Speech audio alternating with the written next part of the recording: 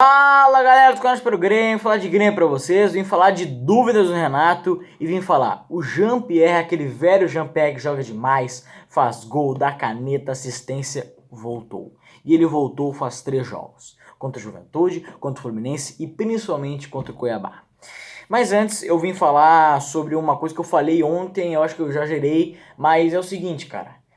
Eu ontem, no meu vídeo pós-jogo, eu falei sobre o Cortez. Eu falei que o Cortez é um corno. Tava brincando, meu. Eu amo o Cortez. Cortez é um baita ídolo meu. Ele é um cara que...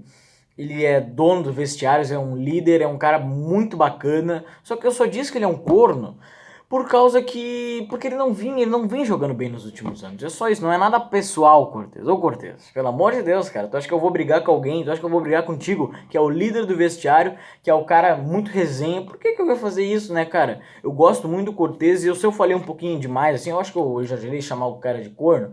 Mas eu tava brincando, brincadeira. O jogo tava chato, o Grêmio não tava jogando bem. Só isso, cara. Mas assim, não é nada especial, ok, galera? Nada pessoal. Pode ficar tranquilo que eu gosto. Cada jogador que chega no Grêmio eu vou abraçar. Quando o Cortez chegou no Grêmio eu abracei. Ele deu certo. Só que nos últimos anos ele não vem jogando bem. E ontem foi uma partida horrorosa dele. Mas não é nada pessoal, tá, Cortez? Tu é um baita homem e um baita profissional. Ok, bora pro vídeo. Cara, o Jean-Pierre voltou. O Jean-Pierre voltou demais. Ele entrou bem contra o Juventude. Jogou muito contra o Fluminense. E ontem jogou demais contra o Cuiabá. Ele é um cara que voltou. Ele sim, é o novo camisa 10 do Grêmio. Ele estava passando um momento muito difícil da vida dele.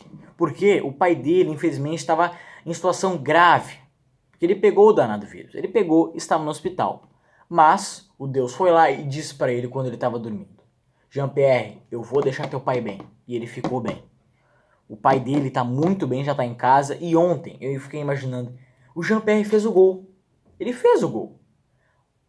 Olha como a felicidade... Eu não sei, eu não vi, galera, mas assim, a felicidade deve ter sido muito grande do pai dele. Imagina, de tudo que ele passou, ele vai lá, fez um gol de pênalti e o pai dele vibrou, comemorou demais. Por quê? Porque ele fez o gol, porque o pai dele venceu o danado vírus.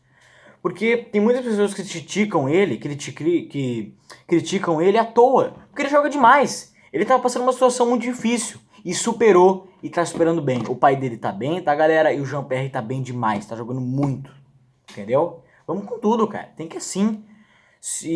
O Renato também tem muita participação disso. Sabe por quê? O pai dele, tava passando uma situação muito difícil. O Jean-Pierre foi lá e conversou com ele. Jean-Pierre, eu sei que tá passando uma situação muito difícil. Eu vou te deixar de alguns jogos e algumas viagens. Foi lá, fez o certo, o Renato. O Jean-Pierre só voltou a jogar quando o pai dele ficou bem. O pai dele ficou bem, ele voltou a jogar. E voltou a jogar demais. Então a gente via que não era apenas a categoria dele que não estava dando certo. Não, era o pessoal, era a cabeça também que estava difícil. Porque pra gente jogar bola, a gente não tem que ser só categoria. A gente tem o psicológico nosso tem que ser muito bom. A gente precisa pensar direito. A gente precisa ter a fé que a gente vai bem e precisa ficar sabendo que nossa família tá bem. Ele tá passando uma situação difícil, estava. Mas ele superou. Isso que é o mais importante. E o Renato tem muita participação disso. Vamos falar um pouquinho sobre as dúvidas do Renato também.